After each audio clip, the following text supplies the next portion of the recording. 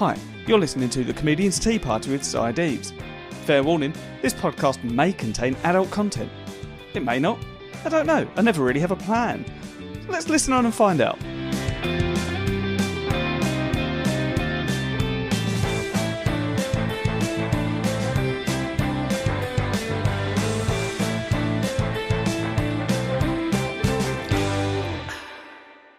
Hello everybody and welcome back to episode 54 of The Comedian's Tea Party with Si Deaves. Well, not back to 54, just welcome back to The Comedian's Tea Party and welcome to episode 54. Mix those two things together and you've got the thing that I just said. How are you? Thanks for coming back last week. It's been delightful. I've had some lovely feedback because it was a very, very fun episode. Speaking of fun episodes, we've got this one. It is incredible. There are several points throughout where I was just squeaking with laughter. It's delightful. If you listen to to tell you, the guest is Matthew Crosby. He is the first guest to be returning officially. Technically, the first guest to return was Jordan Gray, which we talk about during the episode. But various issues meant that episode never came to fruition. Unfortunately, it will do at some point, but not yet. However, Matthew Crosby, first returning guest, and what a lovely return. If you listen to the first one, then you will know that I had some recording issues where he wasn't recording for a good portion of the episode, and I had different issues this time, different to the last one, equally unwelcome. But we got through it. We're fine. We got into the chat, and it was lovely. It was good chat. There is more pegging talk through this episode than you could shake a peggy stick at. He's obsessed, and it is hilarious. There's several funny stories. I think my favourite of which is the story about his granddad and the trumpet, which is towards the end, so you will have to listen on to find out about it. Oh, and to give some context to the conversation about jack-o'-lanterns and why they were rotten, we did record this in mid-November. Obviously, it's now 6 months later, for reasons I explained in the last episode. Had a baby, split up with my wife, and that's fine. It's good. It's all for the best. It's all working out well of things that I'm doing. Post wife, I'm going on tour. So with the old show Cyclops, I've got a new show that I'm doing this year that I'm doing work in progresses of. But crucially, the old show, I'm going to be recording it in Southend. It was going to be June, but it looks like it's now going to be July. So I'll let you know dates of those. That none of the I've got a few dates that are booked in. They're not necessarily on sale yet, but I'll let you know when they are. But just Google Si Deaves Cyclops, Si as in my name -Klops, and you'll find out about that. Actually, just go to my link tree, so linktr.ee/Si Deaves, and I'll put it all on there, or just sideaves.com. Maybe I'll do a mailing list. We'll see. I'm going to be starting to record content for a Patreon soon. That's the plan. And I've got an interesting idea for it. So you'll hear more about that when it comes to fruition. But there'll be some fun content. So yeah, that's the main things. It's a bloody funny episode, this one. I'm going on tour. There's going to be a Patreon, probably. When I say tour, it's a very low-key tour, but regardless, first tour I've been on. I'm organising it all myself because I haven't heard from my agent in a year and a half, 2 years, something like that. Don't know, it's been a long time. Year and a half, I think. Regardless, longer than I'd care to not hear from someone who's supposed to be doing work for me. If you're listening to this, I'll get in touch. I'd love for you to help me book my tour. Otherwise, hey, if you run a venue and you want me to bring my show, or if you're anywhere within the United Kingdom or Ireland, or, anywhere, hey, just give me a shout. If you think there's somewhere I could come and play, I'll do it. I'll book that show. Just maybe help me sell some tickets. There's not really much more to say. This is a wonderful episode. We'll be back again in a couple of weeks. Oh, this is coming out a day late, by the way, because the bank holiday messed me up and I got confused. So, yeah. Hey, tell me if you noticed. I bet you didn't. If you don't know who Matthew Crosby is, by the way, do some research. He's a part of the wonderful Pappy's team. He has a radio show with Ed Gamble. He's a writer, comedy writer. He's done loads of brilliant stuff. Created Hypothetical, co-created, should I say. Wonderful, wonderful work. Works on the last leg. You'll hear about this in the episode. Brilliant guy, amazing. Go and if you don't already, go and listen to Pappy's. But if you don't listen to Pappy's and you listen to this, then well, thank you. You know, I appreciate it. But do yourself a favour, go listen to Pappy's. It's good. It's good stuff. I love it. Well, without further ado, enjoy the episode. I'll see you at the end. I'm having a morning of it. My cat's disappeared, so that's fun. Oh no! Yeah. Oh no! Outdoor cat or indoor cat? Outdoor.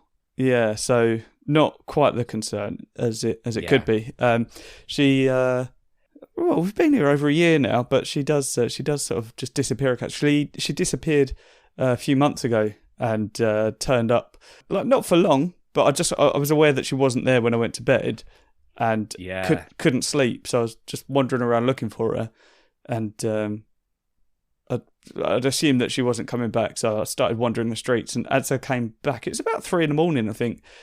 She was in the kitchen, but covered in blood and soaking wet. So yeah. Oh, is she a scrapper then, or is she just very? No, I don't think so. Just no, poor cat. Yeah, I don't always have issues with recording, but this is just something about. It's you. I think it's you. Just something about me. Yeah. I'm just a jinx for the podcast. Yeah. As long as that. So this, you can hear me clear enough.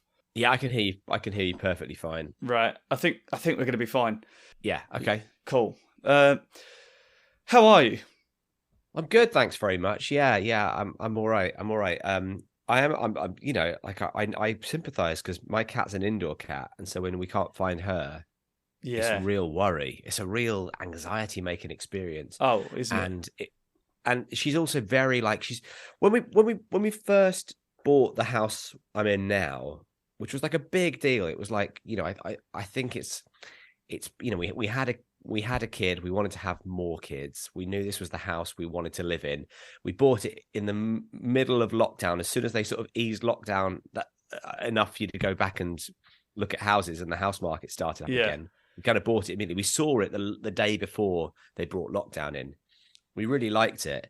But, I don't know if you remember back in lockdown, there was a point when you were like, oh, yeah, this is actually serious. Yeah. This is real. And I think for us, it was, we went for a bunch of house viewings, one of which was the house we're in now. And all of the estate agents were wearing masks and gloves, and you had to sanitize your hands before you went into the house. And once you went into the house, you couldn't touch anything. So you couldn't open a cupboard or anything. You had to have someone do that for you. And I was like, oh, this feels odd. Why is this all happening? But anyway, we liked the house, and then, we eventually end up buying it months and months and months later. By which point our little baby was walking around, we basically didn't want to bring up a little baby in a tiny little place, but we ended up to do that. She was helping you move in, wasn't she? By that point, she drove the van. She was great, and but then so we finally got into the house. We invited a couple of friends over. They brought round like a bottle of prosecco. We opened it up, and we got literally. I was sitting in my new back garden, thinking, this is it. It's a good moment in life. And we got a phone call from my wife's parents, and they just went, we've lost the cat, because they were cat sitting. Right. And they were like, we've lost the cat. And I was like, what do you mean you lost the cat? Like, she's just not in the house anywhere. And this is, by the way, in Catford, coincidentally in Catford, but it was so miles away from where we lived. So the cat wouldn't have like a sort of sense of how to get back. So just somewhere lost in Catford. Yeah. And they said, we lost her ages ago. We didn't want to call you. We knew you were doing all the sort of moving. Yeah, we lost her. This is about sort of 4:30. we probably lost her around 1 o'clock, possibly when the gardener came. And anyway, God. And so we had to drive across from Beckenham to Catford, and it was like you're going, oh right, because this day had a story already. The day was, I've bought a house. That should be the story. The day is now going to become, it's the day we lost our darling cat Cosmo and never saw Cosmo ever again. And Cosmo got squashed by some van in Catford somewhere. Oh, yeah. Oh, do you remember when we lost the cat? Oh, yeah, that day we bought a house. That's right, yeah. Yeah, exactly. It's just, it's incredible how, like, bad things can massively, like, good things, they have to be really good to overshadow bad things. Yeah. But bad things just can be really, like, I'm not saying that losing the cat was mild, but you can have a really good day and cut your finger, and it's the day you cut your finger. Yeah. It's like, it's so you don't want a bad thing to happen on a really good day, especially not a massive bad thing like losing the cat. David O'Doherty's got a great a bit on the start of one of his shows where he says, like, hopefully there's not a fire, because even the smallest of fires is a bigger incident than an incredible gig. Like, the gig has got to be absolutely amazing for you not to say, oh, do you remember when there was that fire? Yeah. But apart from that, how was the play, Mr. Lincoln? That's the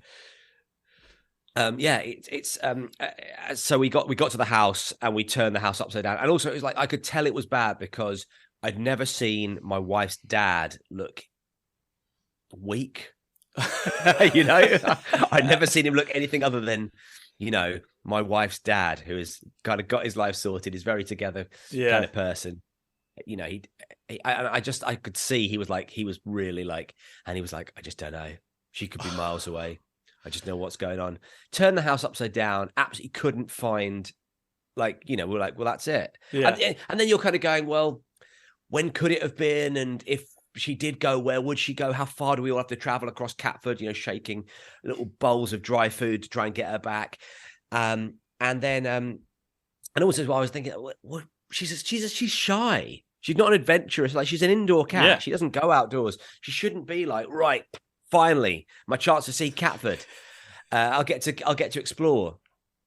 And anyway, I went into, like, we got, like, climbing into wardrobes, just getting everything out of wardrobes as if she'd, like, got into the pocket of a suit jacket. I don't know. Anyway, went into the loo, like, just really distraught. And then I could just hear mewing from somewhere in the toilet. I couldn't work out where it was. And it turned out that she'd managed to crawl behind, like, a half a tile that was a bit loose and gone into the bit under the sink. Oh God. So yeah, and it was like, and presumably had been there, like, she was just a bit scared, and so had just gone there like at 1 o'clock and just stayed there all day, and given my in-laws the worst afternoon of their life, and me the worst car journey of my life across to Catford. And so we just put a bit of food out, and she came out, and it was fine. But there was that point when I was just thinking, oh, this is it. And it's it makes you feel so, when you're looking for your cat, it just makes you feel so queasy. Yeah, because you think, just something bad's going to happen. I mean, there's always an image, isn't it? If you're worried that your cat's gone, there's an image of turning a corner and finding them in the road. Yeah, exactly. We the other thing, and this is going to make me sound like I'm just a complete simp, but the other thing that is equivalent to it is my daughter's Teddy, because Teddy is the thing that she sleeps with. She's she takes it. She tries to take it everywhere. We sort of kind of put, she doesn't really. It's now an indoor Teddy in the same way our cat's an indoor cat. We sort of don't really want to take it anywhere. But the other day we were out, and I said, you can bring Teddy, because she had to go and have her flu vaccinations. So, which isn't a jab in the arm anymore. It's just a squirt up the nose, but it's still pretty crap. So anyway, I said, like, as we were coming out, I said, look, you can go over the road. You can have a baby Chino. And so I'm pushing the buggy. We've got the little one in the front. I've got her on the back on like a buggy board. And as I'm pushing the buggy, I just hear her go, ah! And I think, I've pushed the buggy too far. She's knocked her head on the handrail. Something's happened. Anyway, I get to the other side of the road, and she just goes, Teddy! And I look back, and I can see Teddy's in the road. And there's a big truck no rumbling down the road. and obviously, I love Teddy, but I also love being alive. Yeah. We just had to watch as a big truck rumbled over Teddy. And literally it was that thing of going, oh my God. Because, you assume it's just going to kind of rumble over Teddy and Teddy will just be lying there flat with all its stuffings pushed out. But no, it threw Teddy up in the air. So Teddy flew up in the air and did a load of somersaults and crashed back down onto the road. It was insane. It was genuinely like watching a loved one die. Then a man ran into the road and grabbed it. Because obviously, if I was still holding on to both of them. I didn't. If I stopped, they would have rolled into the road as well, and that's far worse. I mean, you made the right choice there. I would say. I made the right choice. It's very much the the moral quandary where you can see a train traveling towards 10 people. If you pull a lever, it just goes over. You know that thing? Yeah. Have you ever heard that? It was very much that. It's like, do I save my entire family? And not Teddy, and that's what I did. But Teddy, actually Teddy was fine. Teddy turned out okay. But whenever we lose Teddy, I feel the same sinking sickness I feel when I can't find my cat. Yeah. So presumably that's what you're going through right now. Yeah, similar. Yeah, certainly. See, that's just made me think because my wife's been quite clever on that very part because. My daughter, she's not she's not attached to items yet. She's not got to that point. No, she's only little, isn't she? Yes, coming up to 5 months. Yeah. So no concept of anything really. No, not really. But she does have a little bunny, a little sleepy bunny that for some reason my wife named Jojo Rabbit, which. Okay. Seems inappropriate, but Sure. It's sleep deprivation, isn't it? It's but she was quite clever because my daughter started sleeping with it and decided that that's the teddy that's going to be the comfort teddy, and it's very cute. Bought a second one just in case. Yeah. But then they talk about this and because obviously we've been trying to find a second Teddy. It's like a Spencer bear from Marks and Spencer's. It wasn't even the one that we bought for her. It was in my in-law's house that she found it and really bonded with it and has kept it. But apparently they can tell. It's not like the goldfish. But apparently they can tell. And also as well, basically, this Teddy. I mean, you're in a good situation. Get 2 new ones, and keep switching them out so they kind of wear and tear at the same level. Yeah, they both smell like her. We've got this Teddy. We're gonna have to get it and run it over with a truck if we get the new Teddy.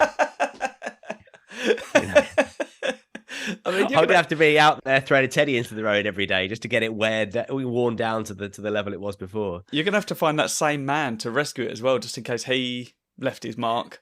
An element of his scent, his musk is on it. Yeah, that's what we're talking about. What if you get a Teddy, run it over with a truck, but it goes under the wheels? Well, this is it. You're gonna have to do it again. And it's just that I'm just chasing. You're gonna have to keep that man on retainer. I'm just chasing a truck down the road, trying to. Can I just pull this out of your treads? Yeah. It's the whole thing, having a kid is. So much of it, I sort of don't know why I'm so invested in things that Teddy. She blows her nose on Teddy, but I'm not really you've got to look after Teddy. Teddy's really precious, and she's just And also the reason I'm constantly feeling sick and nauseous about losing Teddy is because she plays with it until she gets bored, and that's 5 minutes after starting playing with it. Yeah. And just chucks it somewhere and doesn't think about it, except for when she really needs it. Yeah. So I'm there having a kind of part of my brain is always going, right, well, just remember that she put Teddy in the cabinet under the telly, because otherwise it'll get to bedtime, she'll want Teddy, and I'll just be running around the house turning, opening up saucepans and stuff, thinking, where's she put it this time? Because that's the that's the other thing. It's it's because it's only small. It can pretty much be shoved into anything. It's smaller than a cat even. It could be shoved under a sink, and I just wouldn't be able to. It wouldn't even be able to mew. I was contemplating. There was one night after we'd been to a soft play party where I thought we'd left it at the soft play. We hadn't. Luckily, it was still in the house, but I was driving to the soft play by the time my wife found it and called me back. But I sat up that night looking at like miniature GPS trackers, like Find My Phone, and thinking, could I just get, that way you can get your cat chipped? Yeah. Like my friend whose cat goes missing all the time has got a little collar with a GPS in it. Yeah, that's a great idea. Now it's like he's looking at it like obsessively. It's like it's like he's got like a map my run thing, so it'll be like, oh, this is so he can see where the cat's been that day. So he'll be at work watching, thinking, oh, his cat's around at the night. Because the other thing as well is his cats keep going around to all the other neighbors' houses, and being fed by the other neighbors. That's the good thing about having an indoor cat. Like, there's no other sources of food for them. The chances are, like, one time I accidentally, it was a hot summer evening. I went out, opened the bifolds to go and tidy up the garden, put all the toys away, closed the bifolds, went to bed, didn't think, of course, Cosmo would have wandered out into the garden. And woke up in the morning and just knew she wasn't in the house. Looked all around the house and then found her under the car in the driveway, just sat under the wheel, like under the wheel. I hadn't run her over, but like she was like, no, I'll just wait here. In the air. Exactly. I just saw her flying through the air as a truck went past. I saw her just sat under, and you think there's no reason for her to go anywhere. She doesn't need anything else. She's got it all here. Anyway, yeah. Curiosity, though, isn't it? It is. That's very much. And unfortunately, that is what killed the cat. People don't talk about all the wonderful things that curiosity led to. Yeah. Curiosity led to the cat doing an adult education course in the evenings. There's plenty of things that curiosity led the cat to learn the CPR that saved your life. Exactly. Yeah. Sure, curiosity led the cat to try pegging. These are things that sure. Nothing wrong with a bit of curiosity. Important. Of all the things that you could have suggested, that was not on the list, to be honest. What does it say about me? Yeah, what's it saying? It says I'm going to have to end this conversation quite swiftly. Come on now. Listen, we're over Zoom. You're pretty safe. Yeah. As long as you don't demonstrate, as long as Cosmo doesn't walk past with a limp, that's... Listen, I'm not saying whether or not Cosmo is the pegger or the peggy. Yeah, that hadn't occurred to me. 5 legs on the cat. Cosmo could have said, look, could you please, in her mewing communicative way, could you please buy me a small little strap on that I can wear and then I go out in the back garden and then get on the fucking floor. Exactly, yeah. I mean, would I be? I don't think I'd be pegged by my own cat, but I'd happily allow my cat to peg the ginger tom that crosses through our garden. Sure. I feel like she hisses at her through the patio windows. What's really going on there? Yeah. Come on, there's a spat. Exactly. There's a real love-hate relationship going on there, and I think they should focus on the love. This is. I did realise this is actually quite not serendipitous, because that would be, if anything, the opposite. This is your fault, I would say, because last time you were on the podcast, I don't know if you remember, but you actually gave an impassioned speech to aim towards my wife to convince her to get a cat. Oh, did I now? Yeah. Well, I'm very evangelical about cats. I think they're great. They're great companions, especially if you work in the house on. I mean, I'm sure I'm just going through all this stuff I said before, but if you work in the house on your own during the day, lovely to have a cat around. Oh, yeah. Really relaxing, but ultimately not especially needy. Yeah. Whereas you don't have to take them out for walks. They sleep 18 hours a day. Their shits are not as bad. They're okay to shit in the house. That's It's not a dream, but it's better than having ideal. It's better than on a rainy day like today, having to go, right, the dog needs to go for a poo. Let's wander to the nearest bit of grassy area. Yeah. I think they're great. What's your cat called? Roisin. Roisin. Yeah. Named after anyone in particular? Connerty, Murphy? It's funny you say that, because my wife wanted the cat to have her own surname. And we were struggling to think of anything. So she's actually, her full name is Roisin Connerty. That is that is the case. That's a lovely name for a cat. It's a wonderful name for a cat. I've got a lot of time for Rasheen. She's a wonderful person. Crucially, not actually named after Rasheen, but just has the same name. It's a coincidence, yeah. She likes the name. She likes the name Rasheen. She happens to have a surname Connerty. That's right. The way it goes. Yeah. I mean, it is a bit odd when, it's a bit odd when the vets do that. They call your cat with they call you, they give your cat a surname. I guess obviously they have to, in case there are other Cosmos there. But when Cosmo went to be spayed, we got a letter from her, or like an email from her with a photo of her saying, "Hello, Daddy. They're looking after me very well here at the neighbourhood vet in Penge." It was really odd. It was really bizarre. Yeah, that is creepy.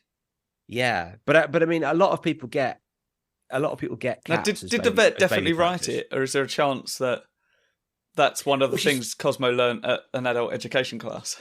You know what? If it is, the communication has been hasn't exactly been forthcoming since this first letter. Yeah, I wouldn't describe her as a lady of letters. What did you write back? She wrote.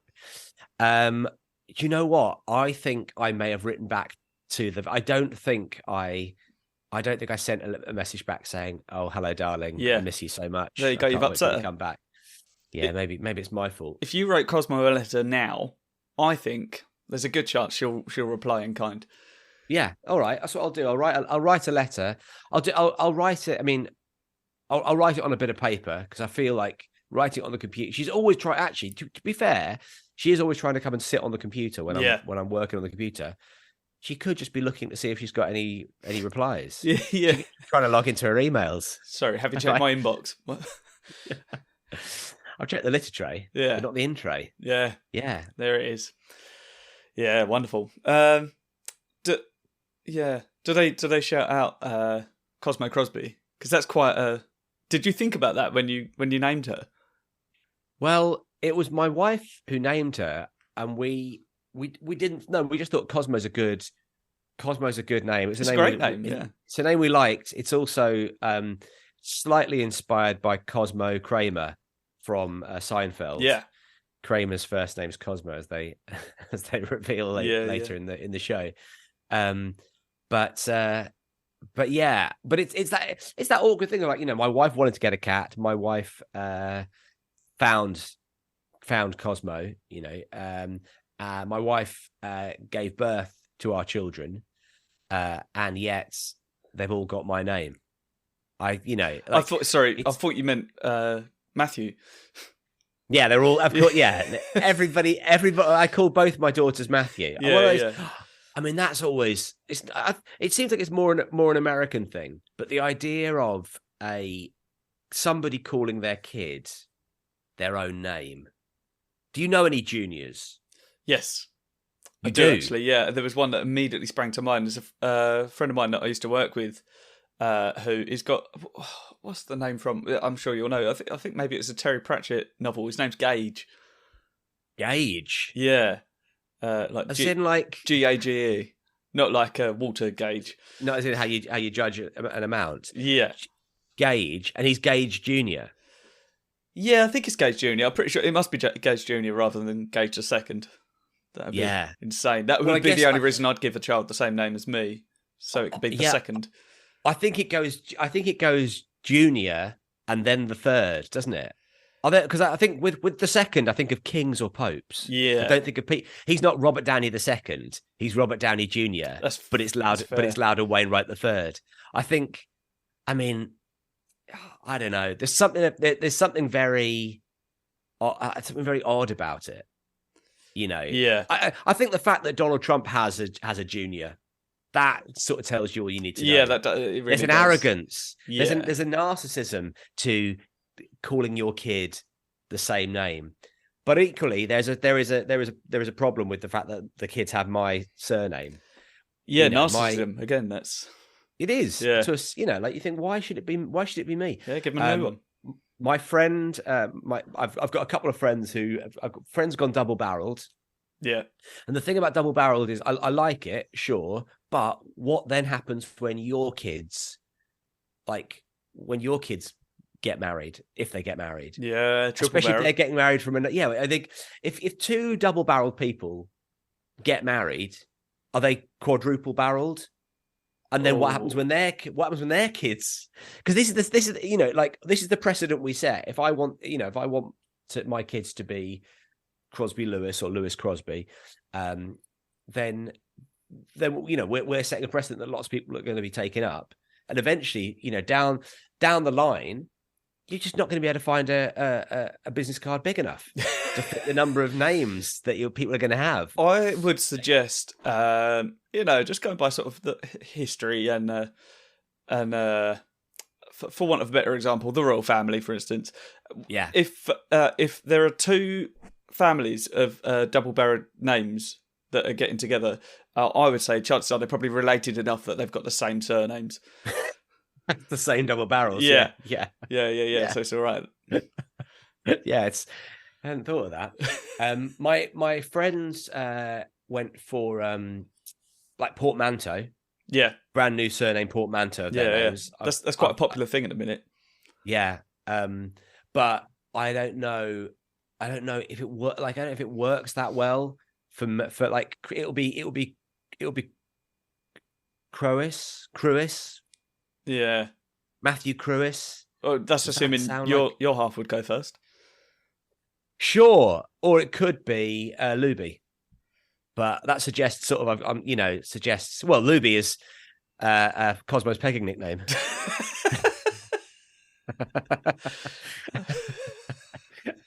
Cosmo Luby. Yeah. Greased up and ready for action. Yeah. That's awful.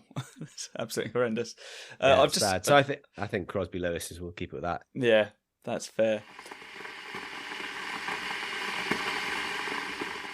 We spoke briefly about the royal family there. That's my fault I brought that up. But it did occur to me. So the last time that you were on, you're actually the first returning guest, technically. The first one with evidence, because Jordan Gray, who is a very good friend of mine. Do you know Jordan? I know Jordan. Well, I mean, do you know what? I've worked on shows with Jordan, but I don't know if we've ever met. Oh, really? But obviously, yeah, big fan. Yeah. Big No, fan. she's amazing, and I was with her on Sunday, no less. But I had her on for her second episode during lockdown. This was the first time she came on. She was like same level as me, and that changed quite rapidly. She's playing the Palladium. Yeah. Sold it out. Incredible stuff. So, she's on her second, looking to sell out the second run of Soho dates as well, which is amazing. Yeah, absolutely amazing. And I can't sell a 50-seater in Cambridge, so that's good. Feels good. I mean, she's got a different demographic to me, to be fair. Yeah. She's fair enough. Yeah, I mean, I think, compare and despair is what they say. Yes. So, yeah. But so there's another friend of mine who she's doing some incredible gigs, and I said to her, how'd you get that? And she said, I had this contact and this contact, but crucially, Si, we're filling different gaps in the market. I was like, yeah, that's a fair point. That is. Yeah. Anyway, so Jordan was she was the first returning guest, and we reached the end of the episode, and it turns out my computer had malfunctioned, and oh no, yeah, and but nothing came up on the screen because I had the video chat as like a full screen, so nothing came up to tell me that the recording software had stopped. Oh, mate. Yeah, we've not had a chance to re-record since because she's got busy. Yeah, she has. Yeah. She's always working. I'm sure she'll come back. Oh, yeah. Listen, I've always got recording equipment with me, so if ever any chance you run into her in the street. Yeah. And is she from your manor? Yeah, she lives just down the road. There we go. There we go. It'll happen. Oh yeah. I hope I've made you feel better. So much better.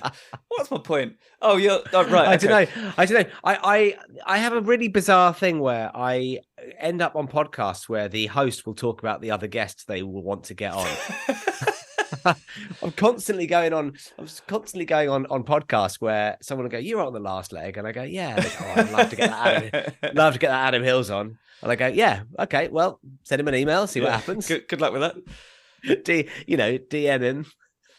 Yeah, because I can't say to him then, I did this great podcast, because I don't want I don't want Adam Hills to go on a podcast and for the host to go, I tell you what, you know Whoopi Goldberg, don't you? He goes, yeah, I know Whoopi. Yeah, well, I'd love to get her on. Because then like, what's that? Does he know Whoopi Goldberg? He does know Whoopi Goldberg, and actually, do you know what? To give Hillsy his due, we always assumed when he talked about knowing Whoopi Goldberg, we assumed he'd done some gigs out in Hollywood. Yeah. And had been on the same bill as Whoopi Goldberg. In the same way that I might say, bloody hell, who could I say I know that I like? Patton Oswalt, right? I've met Patton Oswalt. I've encountered Patton Oswalt. To say I know Patton Oswalt would be a real. It would be stretching the truth to absolute breaking point. Yeah. I've seen Patton. I've worked with him, and I've interviewed him, but he wouldn't. Every single time he says, "Who are you?" Yeah, exactly, and absolutely quite right too. And this is, the last time I was in the same room as Patton, it was 2008, right? Yeah. So a long time ago. If I was going, I know Patton Oswalt. Anyway, that's kind of how we assumed it was with Hillsy and Whoopi Goldberg. Yeah. Then we're working in Television Centre one day. Oh, sorry, the London studios one day. And they're filming this morning, and we're doing our little script read in the morning, and we hear a voice out the door going, "Adam," and in wanders Whoopi Goldberg. No way. And she just had she'd seen him through the window and gone, "Oh, look, there's my friend Adam." So not in a, not even in the kind of he ran down the corridor and went, "Oh, Whoopi, remember me? We gigged together." Yeah, she saw him through a door and knew him so well that she thought, "I'll go in and you know what? It was I felt good for Hilsey because. It really did prove we're in our minds. We were going, I'm sure he just thinks he does, which is a terrible thing. He's a famous person. I think he's we a famous all do international comedian, but you know what I mean. Yeah, you don't really know him. You did a panel show with him once, and you met him. They saw you again. Yeah, but he is genuinely mates with Whoopi Goldberg. But I don't want him to get on a podcast and have them go. Who else do you know? No, I won't do that. So what I will say is if you could just get in touch with Whoopi through Adam Hills, that'd be lovely. I'd appreciate that. I mean, what I won't do is ask Adam Hills to appear on a podcast. What I will do is ask Adam Hills to ask Whoopi Goldberg to appear on a podcast. Very happy to do that. That's great. I appreciate it. No, it's funny that you say that because last time you were on, I mentioned that I had messaged Ed. Yes, and then you told him that on the air, and he said no. Well, there you go. At least you got your answer. If anything, that's better. If you know that the Holy Grail isn't out there, then that's good. It frees you up. Man. It frees you up to chase smaller fish, to rebook the fish you've already booked. That's right. Yeah. Yeah, no, it's an absolute joy to have you back on, should I say? It's a pleasure. No, of course. In no way a chore. No. I don't know why I made that sound like it is a chore. It's not. It's wonderful. No way a chore. Yeah. It's an odd choice of words. Oh, so, I was familiar with your radio show anyway, because I listen all the time, because I used to listen to, as I told you at the time, John and Ellis, which obviously became your show. And I'd seen the first series of Bad Adults, but I'd not yet listened to any Pappy's podcast, should I say? For my sins. Since then, I've not completed it yet, but I'm working my way through. Oh wow!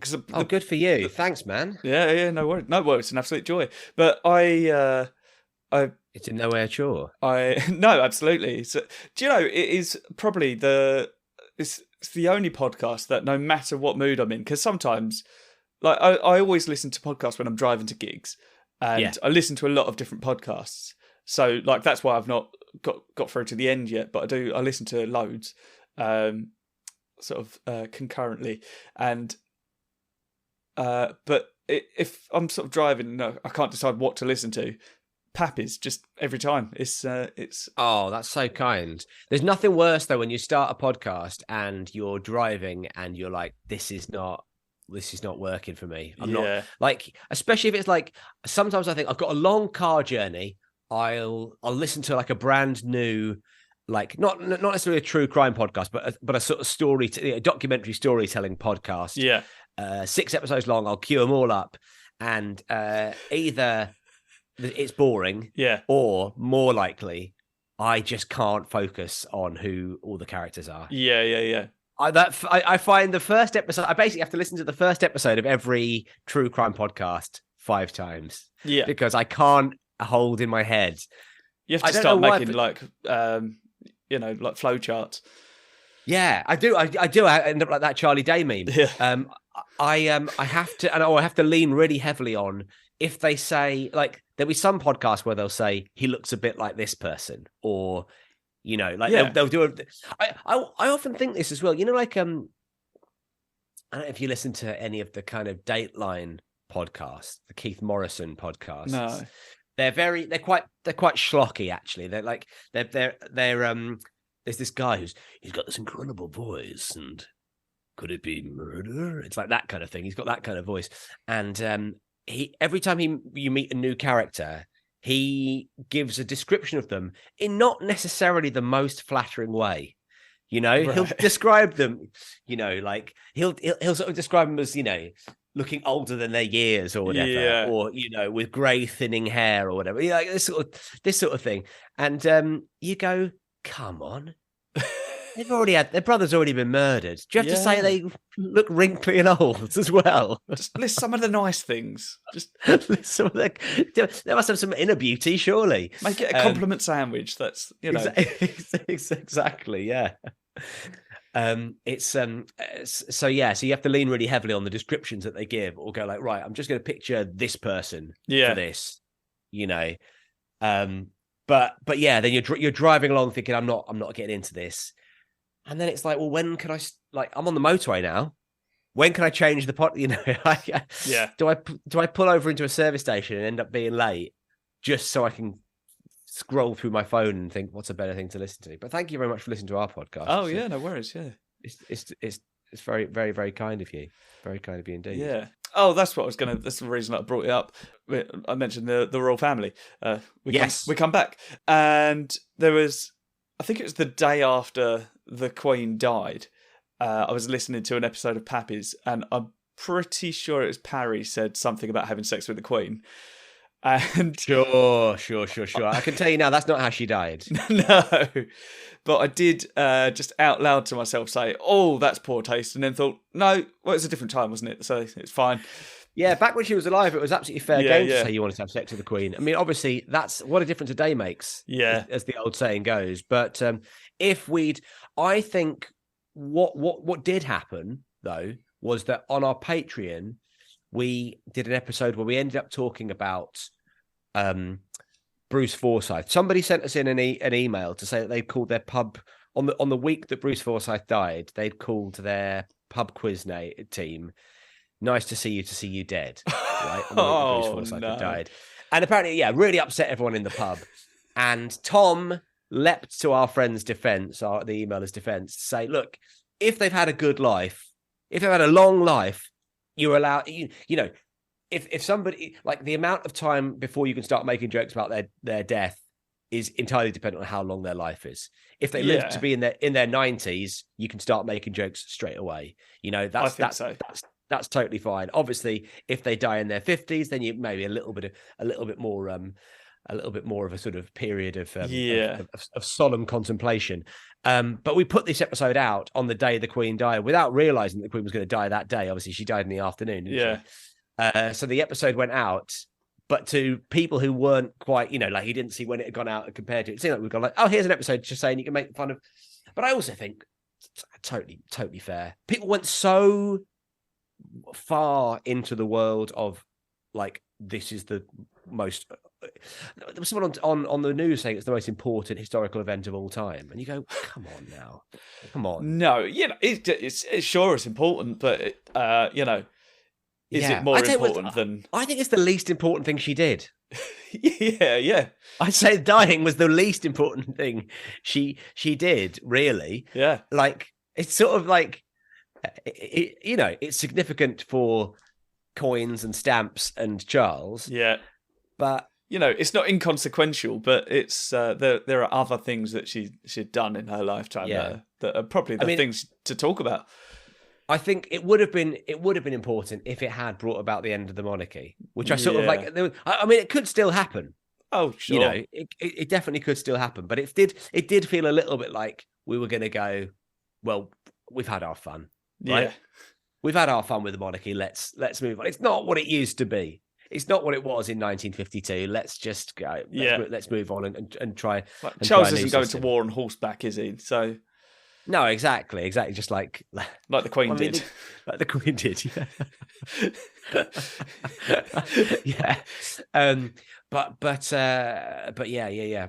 People did go mad, and for me, as a dad of two under 3.5-year-olds, the tricky thing was, because people went so crazy about respect and how respectful you have to be, and as a mark of respect, that every single shop and every single place closed. Everywhere closed, and you sort of went, I get why that's happening. It's because Sainsbury's don't want to be the supermarket that gets an article written about them in the Daily Mail.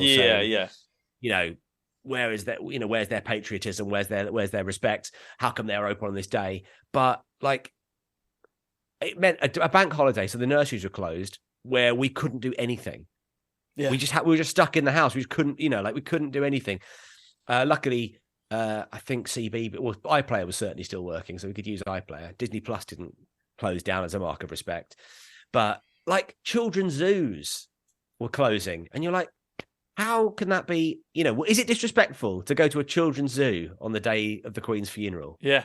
It can't be. That's right? What everyone said was that she had an incredible sense of humour. So, like, don't cancel the comedy gigs, because exactly. She would have loved it. She was she opened half of these places. Yeah. She didn't go like, I now declare this supermarket open except if I die, in which case it's got to be closed for 24 hours. No, she was like, in you go and buy some frozen peas and have a nice time. Yeah, she didn't write in her will, if I die, I want everyone to starve for a day. No, so exactly. It was Centre Parks, wasn't it? Said that they were going to kick everyone out for the day. Yeah, Centre Parks got themselves into real trouble. Yeah, because they had that's the thing as well. If you've got people, I wonder what other hotels did, like, normal non-family hotels, because what can you do? You can't say you've got, you can't, because also that what are they saying? You've got to leave, drive home, drive back. You can leave your stuff in the chalet, but you've got to drive home, drive back, sleep at home. Like, because if they're saying leave and go and stay somewhere else, then they're acknowledging that other hotels are open. So you may as well keep yourself, Yeah. Bizarre. Have you? You're probably not quite at the stage yet where you're taking the family to Centre Parks. No, I've never been. It's I'd not been until this year. Yeah, early this year. We took the kids, and it was really hard work. Yeah, they were just too young. But it was a lot of like, it was basically like real, like my daughter was really overstimulated. Right. Could also, like, she could climb out of the bed she was in, because obviously it's a bed. Sure. She was able to climb out of it, but she'd been in a cot previously, and so she was able to leave whenever she wanted to and just wander around. And so she didn't really sleep for the entire 4 days we were there. And everything is sort of designed to amp kids up. Like, everything is like, come in here and have a Coca-Cola and have an ice cream, and and then we're going to go to 10-pin bowling, and then there's an arcade, and then there's a really crazy swimming baths, and like nothing seemed to knacker her out. Everything just seemed to kind of make her want more. Well, no, because she didn't want any of it. She just wanted to sort of basically like she just wanted to run around and cry and throw herself on the ground, and like, we all want to do that. This is the thing I was talking to about with my wife about, like, how you've got to be quite understanding of little kids, because they're only doing exactly that. They're only doing what we all want to do. Yeah. Like the number of times. Yeah, let's in the same way we talked about, like, starting to listen to a podcast and just go, I don't want this. Yeah, but there's we've just got that part of our brain developed that goes, right, well, you can't just throw a tantrum and pull the car over and throw your phone out the window, which is what you want to do. You go, okay, well, I'll persevere with this, or I'll find a reasonable place to stop. And you go and you order food and you don't like it, and you go, well, I've just got to eat it now. Yeah, you've got it now. You've got it. You go, the kids just don't have that bit of their brain. If anything, it must be amazing. Yeah. It must be great to be like, you know what? No, I know I literally said 30 seconds ago that I wanted a bowl of Cheerios. Now I've seen these Cheerios, I decided I don't want them, so I'm going to chuck them on the floor. Yeah. And you can deal with it. You just got to be a bit, sympathetic to it. That would be delightful. I'd love to say that I'm going to try to live like that for a bit, but I don't think it would go down well. No, I think if you're looking for a really quick way for your wife to leave you and take the kid and the cat, yeah, that's it. That's the one. That's the way to do it. Yeah, just start throwing your toys out the pram. Yeah, literally just throw a plate at the wall and shit my pants. Yeah, exactly. I mean, obviously that's pretty much what Kevin Spacey does in American Beauty. Yeah, he makes it look like fun. Sure. But yeah, you can't behave like a toddler. No, shame. It's a shame. I mean, since you were on the first time, we've met in person now. We have met in person. Yeah. We met at Jeff Rosenstock. We did indeed, which is one of the more interesting gigs I've ever been to. Yeah, it was fun that gig. It was really like the thing with social media and with the internet. Like when I first started going to gigs, obviously none of that was there. So when a band arrived in your town and did a gig, my town being London, so not really. Yeah. But when the band who lived in London did a gig in London, it was exciting. You're like, right, which bits off the album are they going to play? And now, like I saw Pavement recently at the Roundhouse, loved it. But in the run up to it, I nearly drove myself insane looking at the set list from because they post their set list every night. Yeah. They'll be like, thank you, Leeds. And they'll post a set list. And I'll be like, oh, they played that in Leeds. They didn't play that in, they didn't play that in Manchester. But what if they don't play it when they get to London? No, they're doing 5 gigs in London. So they could, and it drives you absolutely insane. But equally, you could follow like how a band is getting on and watching the Jeff Rosenstock band get picked off one by one by COVID, arriving as a 5-piece and slowly getting whittled down to the night before we saw them, a 3-piece. And then the morning of the gig, a 2-piece. Yeah, just Kevin and Jeff, drummer and frontman. It was wild. It was absolutely a wild ride. But one of my favorite gigs I've ever been to. It was incredible. It was so good. And I think we said that to each other at the time when we ran into each other. Of like, no one else is getting this. No, it's totally unique. It's the absolute definition of a gig where the act isn't just coming out and trotting out what they did in Leeds the night before. Yeah. It really is. This is, all the other, obviously he came out and did half an hour solo with an acoustic with the audience kind of singing the other instruments. Yeah. Just kind of, spontaneously singing the brass parts and everything else. And then he brought out a bunch of other musicians from the other bands who were supporting him, who all seem to know enough. Yeah. Like, this bassist has learnt 3 of the songs. We'll do 3 with this bassist. And then this guy is in another band I'm in, so he's going to sing a couple of songs. And I loved it. Yeah, it was incredible. I thought it was so good. And it felt really, really like... And I think the fact that I knew the story that led up to it was brilliant as well. Yeah. Because like I was texting my friends who were going, just going like, "What's going to happen?" Like you go like, "Oh, right, the keyboardist, he can't do it. That's going to be hard." There was a point when it was just John, Kevin, and Jeff, and you're like, "Well, that's the band, isn't it? It's the drummer, the bassist, the guitarist. That's a punk band. You can see a punk gig. They can do that, yeah. And especially because John DeDominici has always performed with him. He's just like they were in Bomb the Music Industry together. It's like they're a unit. Yeah. But then when he got COVID, you were like, how's this going to work? But I really enjoyed it. I brought my friend along who didn't know your wife. I brought my wife as well. Yeah. But I also brought, it was a group of us, but I brought a friend who didn't know him. Right. I thought you were referring to your wife as your friend. She's my friend. Yeah. No.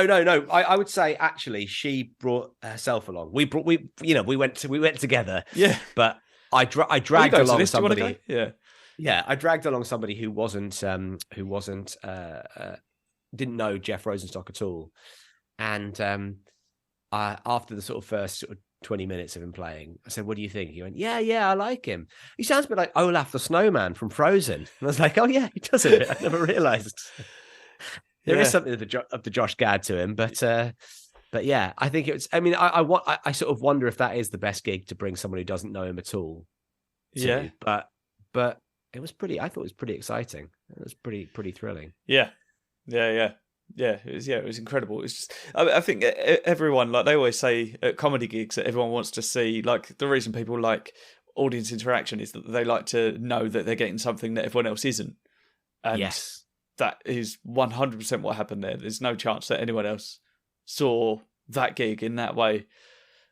Yeah, no. It was spectacular. And then we got stuck in a queue getting out because someone stole loads of phones.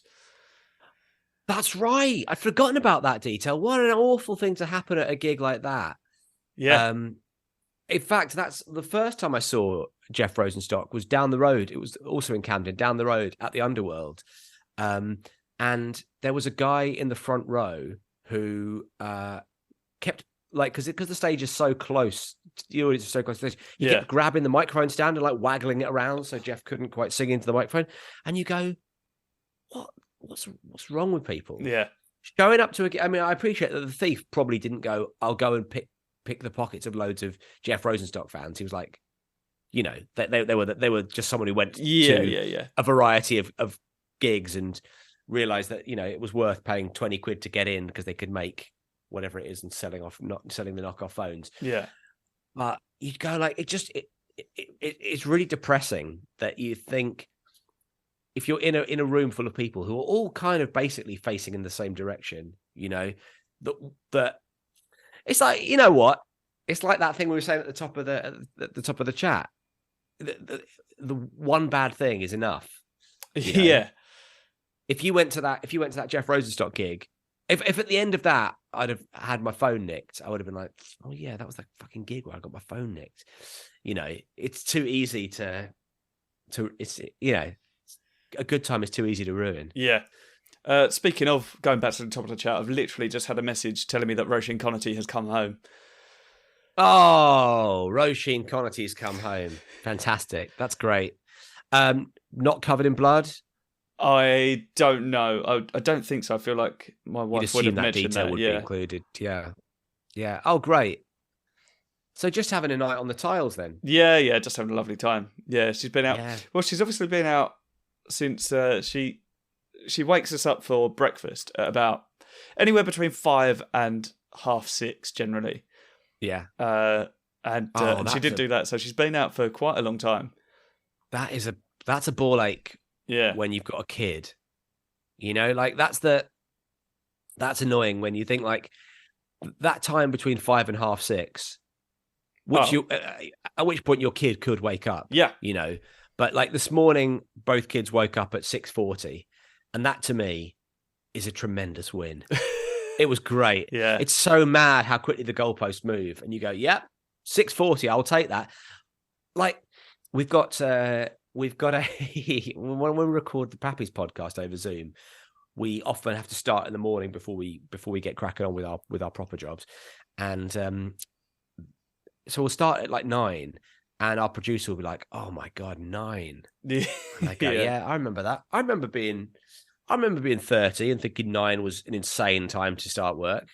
Because I worked in a job where, you know, like I worked in a job where either I worked in the evening, which was comedy, or I worked in writing jobs where like no media company starts before 10 o'clock. Yeah. That's just like, that's a typical media day. You're going to start at 10. And now I'm like the other way. Like, you know, if I'm working from home on a new show and they go, "Yeah, we'll give you a call about 10 o'clock to tell you what you're doing that day," I go, no, tell me now. Tell me tonight so I can start working at 8 because that's when I'm free. Yeah. I don't have 2 hours just pottering around the house going, well, this is time I could use at the end of the day. Yeah. But yeah, it's so mad. And like now, oh my God, I heard this joke about someone talking about being old. Oh yeah, it was Bruce McCullough from The Kids in the Hall. He put this on Instagram from his show, and he said like, I'm old, I'm getting old. I know I'm old because I wake up in the middle of the night and it's 11 p.m. And I was like, yep, that is me. That's absolutely how I totally 100% relate to that because now, the kids go down at 7. Yeah, I'm down at 9:30 if I can, between 9:30 and 10. And I sit there, I sit there in bed and I read my magazine, and then it gets to 10 o'clock and I go, right, that's it. I've got to call it a night. Yeah. So actually, 10 o'clock to 6:40, I'm sleeping nearly 9 hours there. That's amazing. Time, yeah. Yeah, I'm sleeping more than the kids need to. I ought to do that. I know I should do that, really, but I still I go to bed at midnight. Well, I can't. It's a bit late do it anymore, man. But bizarrely, so I've just started working freelance now as a copywriter, which is delightful. Which means I get to work at any time that I want. So I've started work at 7 a.m. every day. Why not? Yeah. Why not? Get so much done.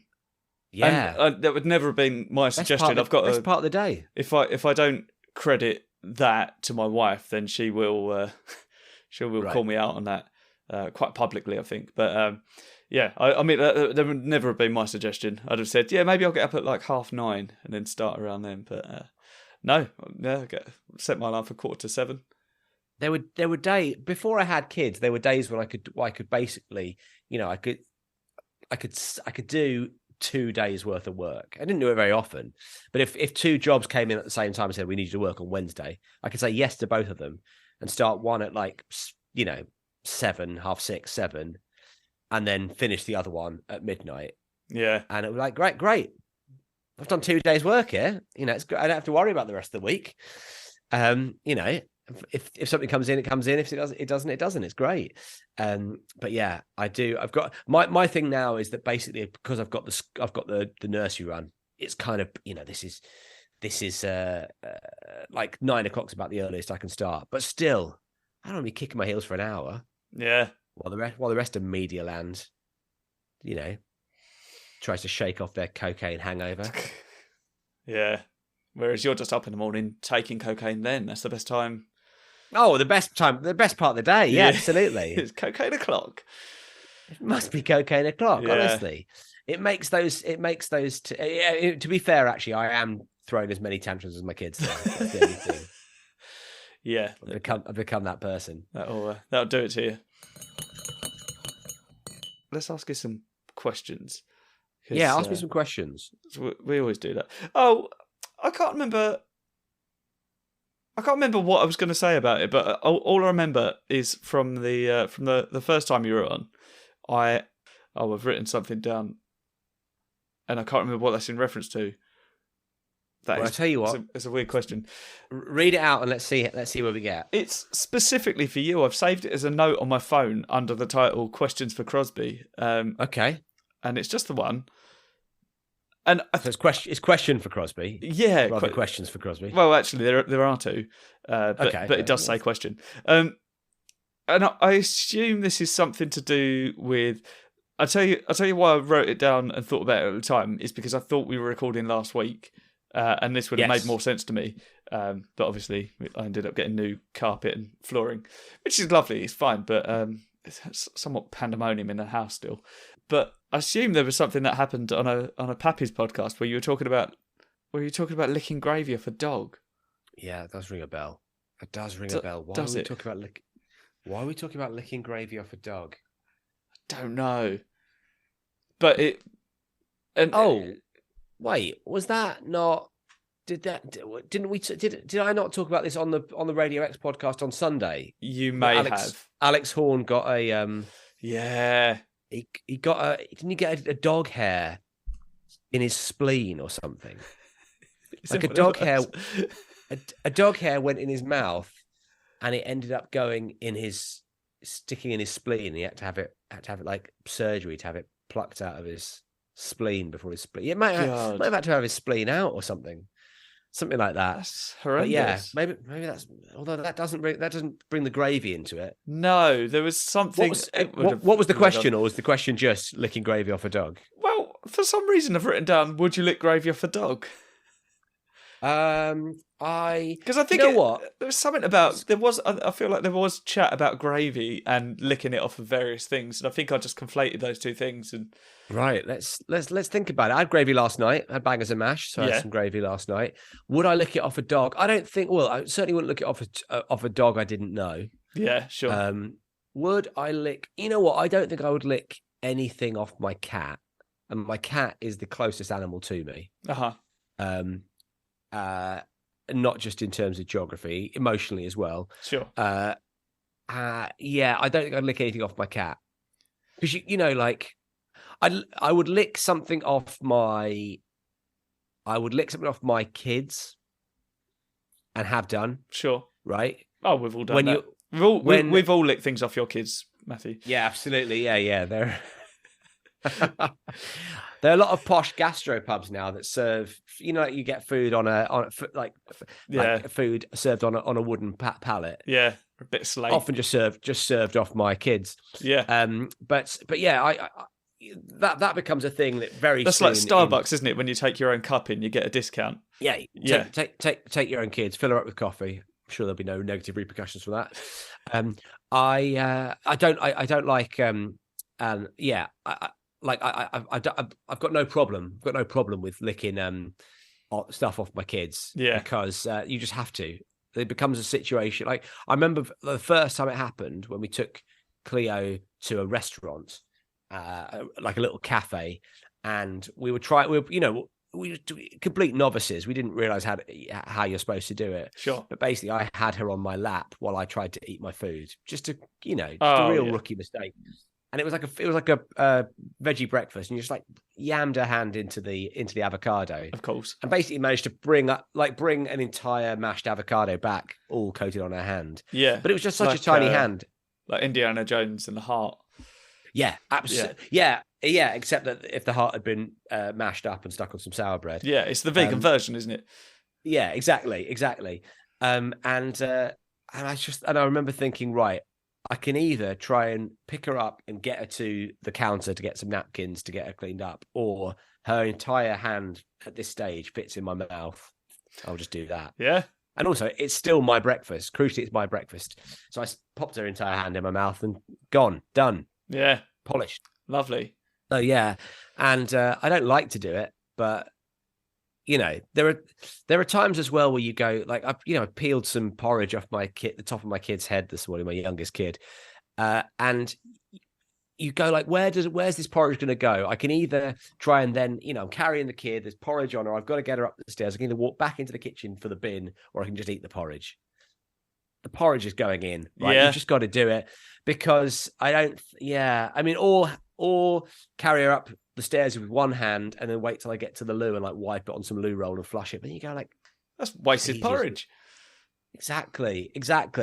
All it's gone straight from the pan to the bowl to her head. I know the journey there. How's that any different to a plate? Exactly.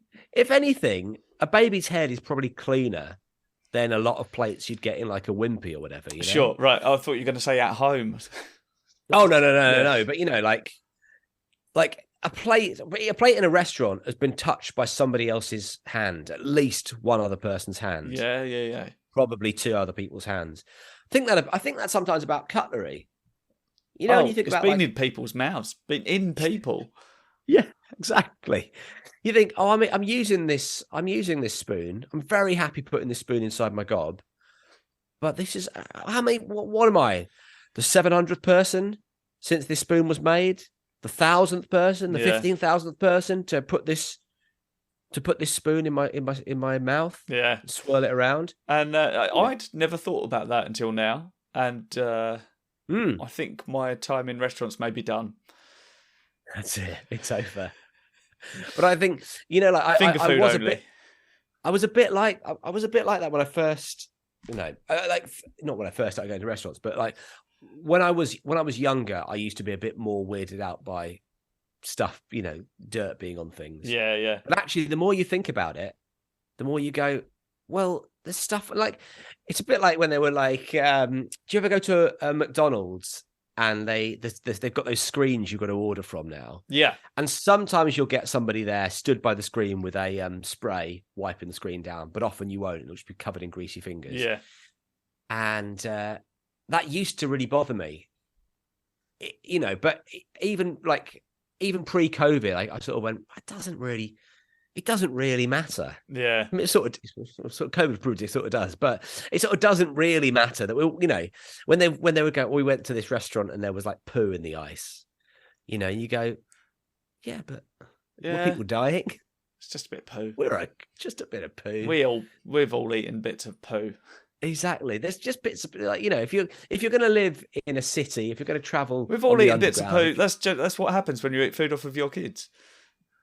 You're eating a bit of poo, yeah, sure. This is it. There's just like that, but equally, in the same way that like I would happily clean up, like I sort of don't get how the nursery teachers can change 15 different kids' nappies every day. Yeah, I'd be totally fine with that. I'm fine changing my kids' nappies. I don't find it gross. I don't find it disgusting. Totally. But if it was somebody else's kid, I may struggle. Yeah. What I find odd about eating food off my kids' heads. Yeah, go on. What I find odd is I'd be more willing to. No, how will I phrase this? I'd freak out less when my finger goes in my daughter's poo than if it went in mine. Is that weird? That's a really good point. Yeah, no. I think as well, because it's a more common occurrence. Yeah. You're constantly getting your own kid's poo on you. Oh, it's everywhere. That's just gonna happen. Yeah, because you've got a little kid. I used to. It also, like, I used to hate it when parents would talk. I mean, I'm aware of this now with non-parents, that I don't tell them anything about my kids doing a poo, because most people don't find that cute. Or, in fact, basically, I don't tell too many stories about my kids. He says, after telling a very boring story about his kid putting his hand in some avocado. But like, if I'm with like mates, whether they've got kids or not, you've got to realize that most kids, they're entertaining to you and to their grandparents. Yeah. But most kids, it's got to be like, your kid has got to have done something really special for it to be. I mean, like, even your kids saying a word that sounds a bit like a swear. Yeah. Which I think is hilarious. Oh, it's hilarious. That's the funniest thing in the world. Yeah. The thing is, but when I back when I worked in Screwfix all that time ago, of a week and a half ago, people would say to me, "Oh, how's your daughter? Like, what's she doing now? She rolled over today." Like, but it's not interesting, is it? It's not what they want to hear. Like, no, it's brilliant. She rolled over. It's an incredible achievement for a parent to witness. But why would anyone else give a fuck? Yeah, it's mad that they ask, "How's your daughter?" Because we so rarely get asked how our kids are. Yeah, by especially by people who don't have kids.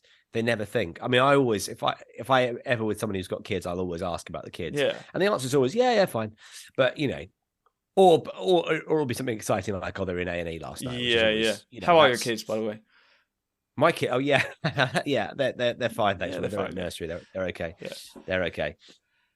The other thing as well is, like, being at nursery is we've got a little app that tells you what they're up to during the day, and that again, like my friend who's got the tracker on his cat. He doesn't have kids, of course he doesn't. He wouldn't be tracking his cat if he had kids. But that is it's the same thing.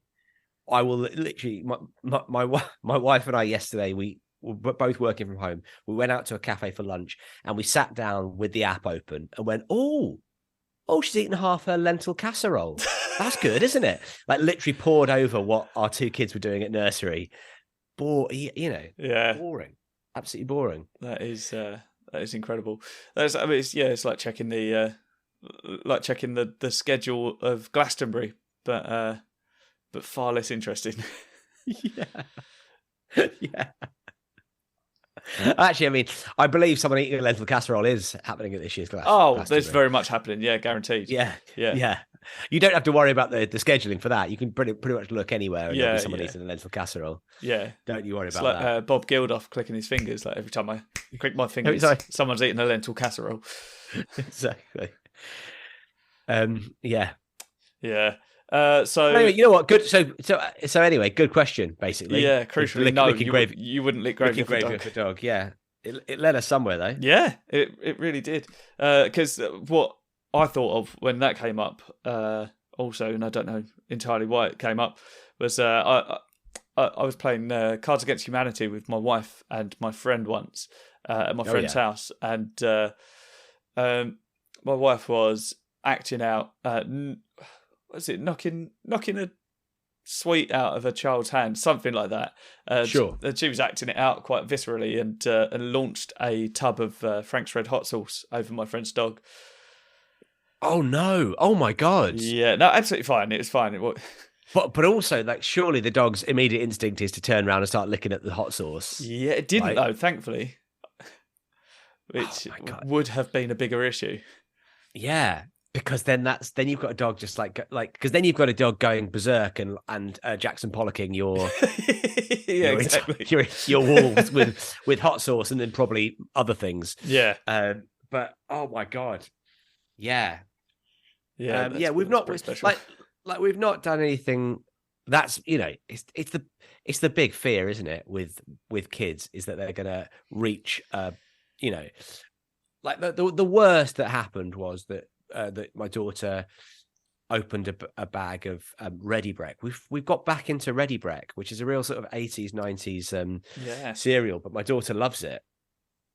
Yeah. And she opened a bag of Ready Brek over the kitchen.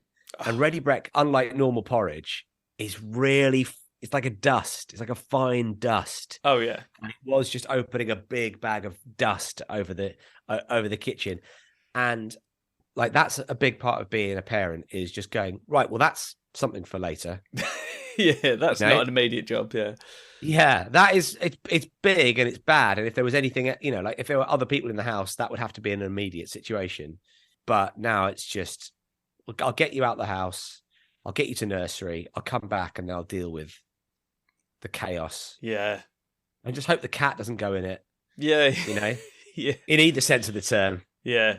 Maybe put a bowl over it.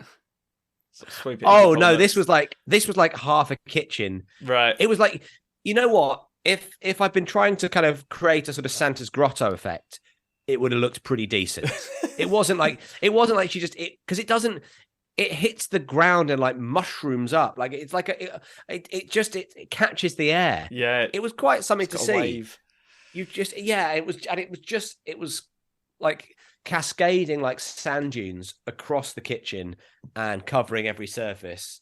But you go, well, look, I could sort this out now. Yeah. And we're all going to be late. When I was a young boy, there was a post office at the end of my road, and we knew the woman that worked in there. She's a lovely woman. And I don't know why I told you that. It's not particularly relevant to the story. But I was... You're painting a picture. You know, I don't have the attention span for these sort of things. So no, exactly. I'm now imagining a lovely woman. Yes. Yeah. Who runs a post office. Lovely little Indian woman called Vivian. Great. Picturing Viv now in my head. And, yes. And we called her Viv as well. She was lovely. Of course you called her Viv. You're familiar. And she called me Sam. It was great. Right, okay. But at least she called you Sam every time. It was consistent. Yeah, but there was a boy called Sam correct. that lived down my road, and she called him Simon. So it's there we go. Yeah, it's fine. A nice name swap. But not every time. I don't know why I said that. I went in there once, and there's just memories of sort of sad things that have happened in your life that just stick in your head, and like every time you go to do a similar thing, it will reoccur. I bought a bag of Skittles in there, and this is back in the days when Skittles were in bigger bags. Oh yeah, and before shrinkflation. Yeah, that's right. And it went everywhere. It's one of those. It's a tough bag. No. I pulled it, and I've never seen a burst like it. And I just sort of I just sort of smiled and I left. Oh, right. You didn't even sort of say, I'll clean that up. You just let You let poor old Viv get down on her hands and knees and have to sweep the rainbow herself. That's right. No, I imagine she told me not to worry about it. Yeah, no, exactly. Of course. I imagine she probably gave me another bag of Skittles. Well, I mean, that's a crucial detail too. Do you imagine it or did it happen? Because I think, what would you do in that? Because, obviously Viv, she's a pillar of the community, but she's also crucially got to earn a living. Yeah, yeah. She can't be doing 2-for-1 special every time someone messes up a bag of Skittles. No, but this, this was it the 80s? Could have been the early 90s. People were more generous then. Do you think so? No. Do you think so? Do you think people were more generous? I mean, who knows? Don't know. Well, things cost less, didn't they? Yeah, that's true. Yeah, I can't argue with that. That bag of Skittles probably cost about 20p at the time. Yeah. We're looking £2 now. What's 20p to Viv? Yeah. She's doing all right. She's running a profitable post office. Oh yeah, she did well. Doing great. Yeah, of course she did. Did you have a second question, or have we had it? No, that was. I can't remember. That's just the one question. I can't remember what I asked you last time. Is the problem? You know what? It's fine. You can ask me some of the same stuff, and I'll try and give answers. Try and give new answers. Yeah, they don't feel like I've given them already. This is a good one that I've not asked anyone before, so I know Great. This is a new one. What jobs would you make national service? Like things that would just make life better for everyone if everyone knew how things worked. For instance, because I until recently worked in Screwfix, I think everyone should do a stint in Screwfix just to understand how things work. Right. And do you mean understand how the service industry works, or do you mean to understand how plugs work? A little of both. Yeah. Because I always find Screwfix, they're intimidating shops, those kind of places, right? Yeah. Because there are two types of people who go there. There are people who show up in their van and go, all right, Si, I need that thing. And the thing gets handed over.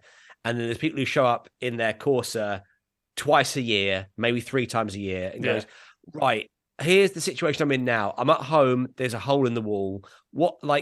It's not this, but what do I need to do? And I think I need one of those red things. Yeah. That's like a thing. And the classic one is, here's a photo of a thing that is broken. Have you got one? And I say, yes, but we've got a lot of different sizes. What size is that? I don't know. Yeah, right. Yeah. You don't know how many details you should be taking into the Screwfix. And it's a very, very good point. I'm in a situation like this at the moment. I've got a plug that a light switch that's broken. The actual switch of the light switch has just popped out, right? Right. So what I've got going on at the moment is it's just resting in there, and by a sort of gentle nudge, it can either turn the lights on or off. But then occasionally, while you're sat on the loo, it's the downstairs loo, while you're sat on the loo, the lights just go off. Right. Or occasionally I'll come down in the morning and the lights in the loo will be on because they just turn themselves on. And you need to fix that immediately. Yeah, I know. I know.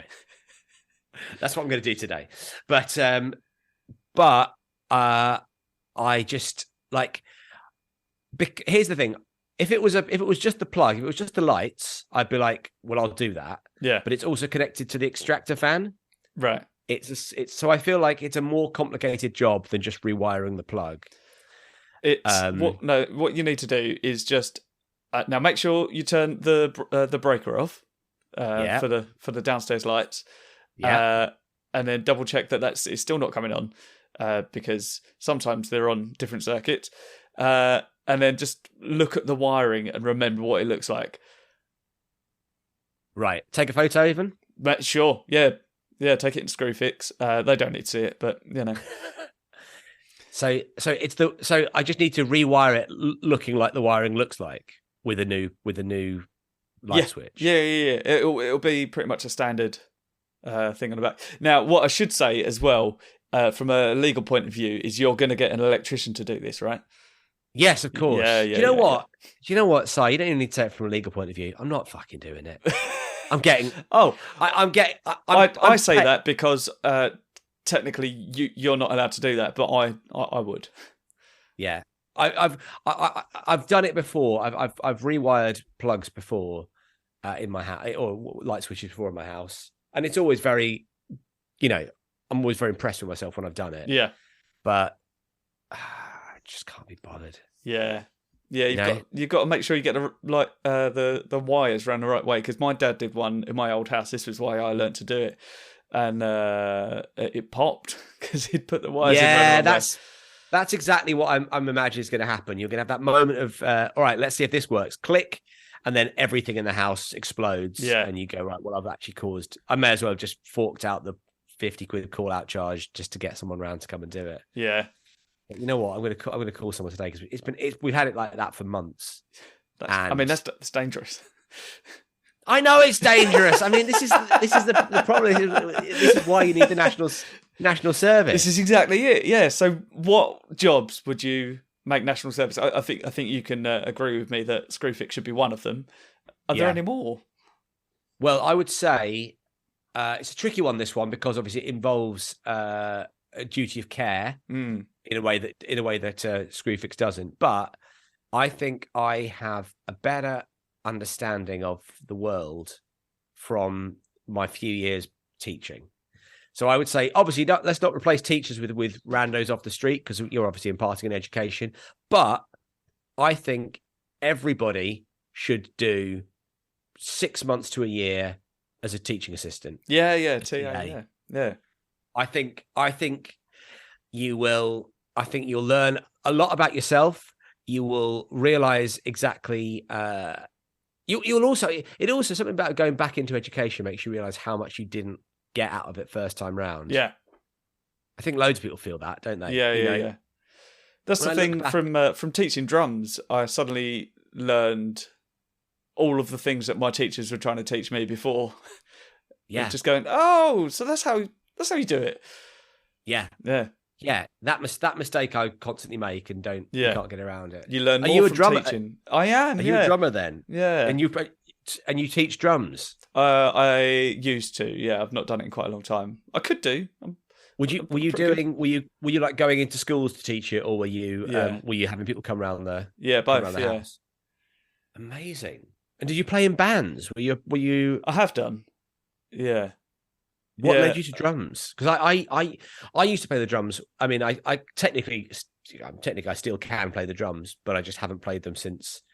Well, I haven't played them since my friend's wedding, when I got roped into being in a wedding band.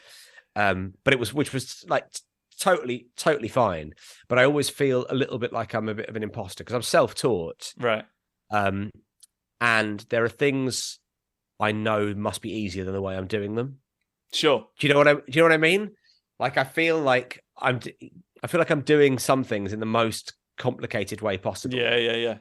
It's like when you see somebody do a really effortless fill, and you go, by the way, have you seen Effortless Fill? One of my favorite drummers. Very good. Doing like an effortless fill, and you go like, oh, when I do this, I feel like my entire body tenses up, and I'm going, like I'm just trying to, I'm not, it doesn't flow out of me. Yeah. I feel like I've got these 5 things I have to do, and I'm going to do them as quickly as possible in succession. But that can't be the way to do it. Yeah. There's got to be a more kind of fluid way to do it. But actually, I've taught drums as well. For someone who's got imposter syndrome, I taught drums to Lisa Kudrow of the TV show Friends. She wasn't for the TV show Friends. It's a bit before my time. Yeah. Although actually, probably I was a better drummer when Friends was on the television than I was when I taught Lisa Kudrow the drums. But yeah, when she had to play drums in a scene for a sitcom called Feel Good, Mae Martin's Feel Good. Oh yeah, that my wife was producing, and there were 2 options. She could either learn them in LA and get taught by Katie Tunstall. You remember Katie Tunstall? Yeah. Or she could learn them in Britain and get taught them by me on the morning before the day she was supposed to film. Yeah. And due to scheduling, she got taught by me. But one of the, it's quite an odd business, this, because you can be doing gigs in front of 4 people. The next night you can be doing gigs in front of 4,000 people. Yeah. You can be working on it's all telly, so it's all fun. But you can be working on, I don't know, an ITV dating show, and then the next day you're working on, a kind of a big budget, lavish, shiny floor type thing. Yeah. That's the kind of the kind day of after that you're teaching trumpet to Jennifer Aniston. Oh my God, I'd love to, absolutely love to. I was terrible. I learned trumpet at primary school. I was given lessons. Oh, really? I didn't learn it. But yeah, I was talking to my wife about this the other day. Real memory popped in of like, because we were talking about my daughter going to school and what instruments she might learn. And I remember there was a trumpet that sort of belonged to the school, so all the kids had a go on it, and you could have lessons with the teacher. Yeah. And I just couldn't do it. I just couldn't get I couldn't get that. Yeah. To make the noise. Yeah. Yeah. The old Satchmo. I could never get the old Satchmo going. So what I would do when I would practice the trumpet, I'd go upstairs and I would just sing down the trumpet, like my best approximation of a trumpet noise, like sort of like a kazoo. Yeah, exactly like a kazoo. Yeah. So I'd go upstairs and be like,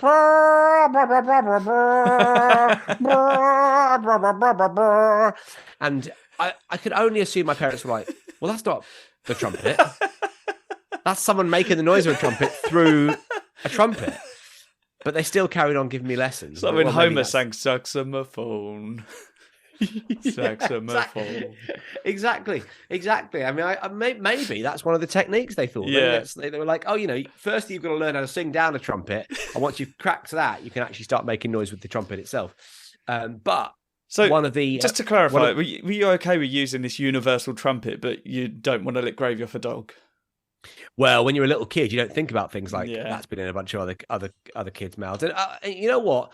If the lesson had been, even as a child, if the lesson had been blow through this dog and music comes out, I would have probably said no to that as well, regardless of which end I had to blow into. I'd say no to that. But I was so I remember then my granddad. Sorry, I've just got an image of a dog's tail just going across your head as you play it through the arse. Yeah, what an image from pegging cats to blowing dogs. all of animal life is here, really.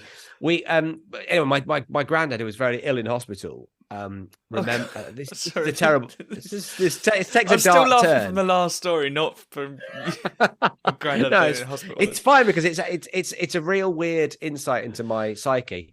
My granddad, who was very ill in hospital, I remember visiting him and him saying, "You know what? When I get out of hospital, he'd been in for ages. Yeah. When I get out of hospital, we're going to have a big party, and you're going to play the trumpet at the big party." And I remember going, "Fuck me, I don't want that to happen." I don't think so. Because I can't play the trumpet. Yeah. And it's fair enough locking myself in my bedroom and singing through a trumpet. But if I've got to do it in front of my aunts and uncles and everybody, Matthew's going to get up now to celebrate dear Grandad John feeling better. He's going to play a trumpet. And this is an appalling admission. But when he didn't leave hospital, or at least he didn't leave hospital in a living state, there was a sense of relief. Because I was worried you were going to say that, to be honest. I thought, well, and I mean, like, at least it's not going to be that, but oh no, okay. I was like, it wasn't the grief is a complex series of emotions. It's not one thing. But I remember I've got terror, and I feel a lot of guilt about this. But I've got two terrible, but when both of my grandfathers passed away, I've got bad things that I thought. I was a little kid. I was like 7 or 8, so I was like not a fully formed thing. But I remember thinking, oh well, at least I don't have to play that trumpet. Sad and everything that he's gone, and I'm going to miss him a lot. And I loved him very much. He was my, I absolutely adored the man. But there was a part of me going, if you're going to look on the bright side of anything here, was there a point of view at any point that thought, I might have to kill him? Well, it was either kill him or learn the trumpet. Yeah, and there's no way I'm learning the trumpet. Yeah. I mean, you've got a kitchen full of knives. Sorry, I don't know why that was my go-to. Why would it? I think it's surely it's going to be the pillow. The pillow under his head, of course. It's already there. Yeah. Oh, by the way, the pillow under his head won't kill him. That's very much what that's very much what they've already done. You've got to turn him over and hold him down. That's the key.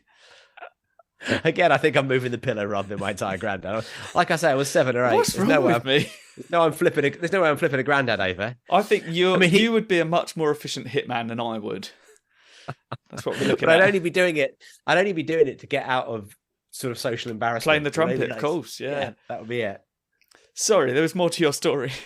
Well, no, I was going to say that, like, prior to that, when my other granddad had passed away, he'd been in hospital, and he'd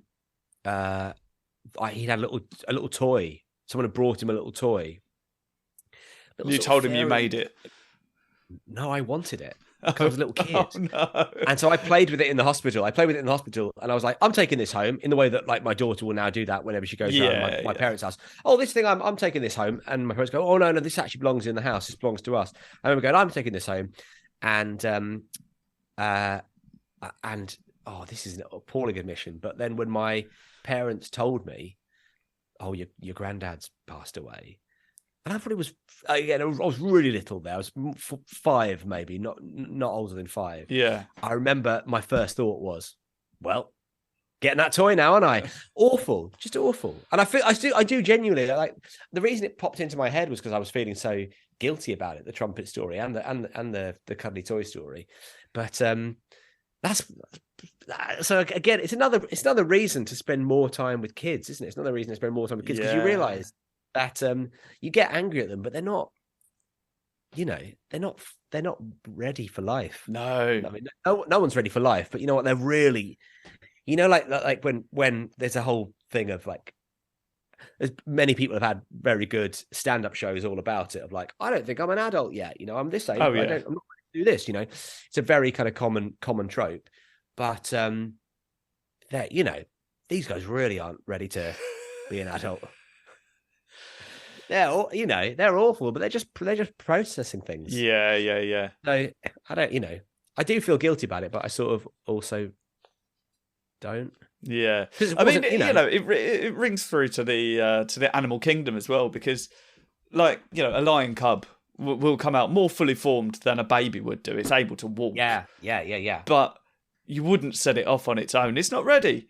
Exactly. Yeah. It just can't wait to be king, but it has to wait. Yeah, because it has to wait to be king. It would spend more time playing with toys that he got from his dead dad. Mufasa's dead, is he? All right, where's his toy stash? Yeah.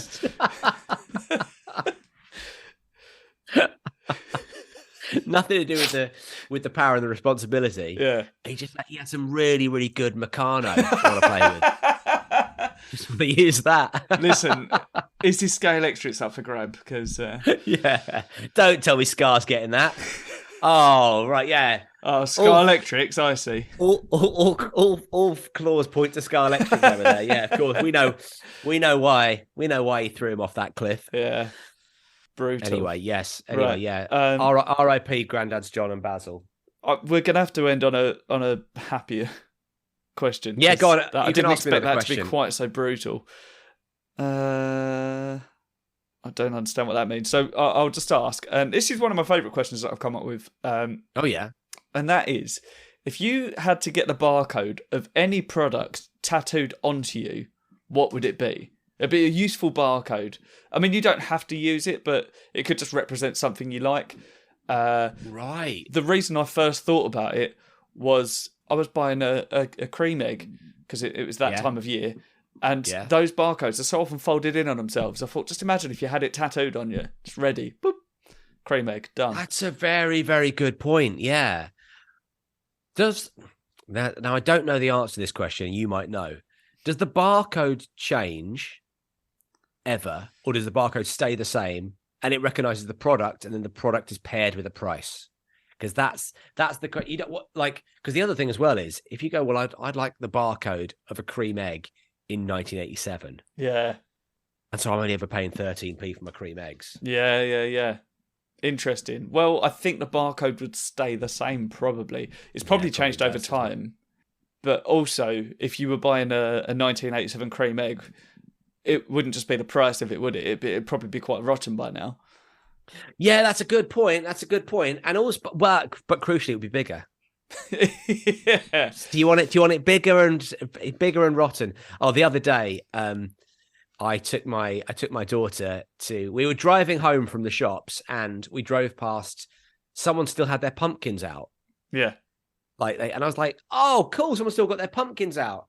And Cleo was like, "Can we stop and look at the pumpkins?" I was like, "Well, no, because we're driving a car down the road and we're almost home. But we'll go for a walk later on, and we'll go and look at the pumpkins." Yeah. And I was like, "This is going to be fun." And I said to my wife wanted to go for a walk. I said, "Let's look, just take the kids up and down the road. It's a nice evening. Before it gets dark, we'll walk up and look at the pumpkins." And I don't know why I hadn't realised this, but obviously these pumpkins were just disgusting. Yeah, they were like.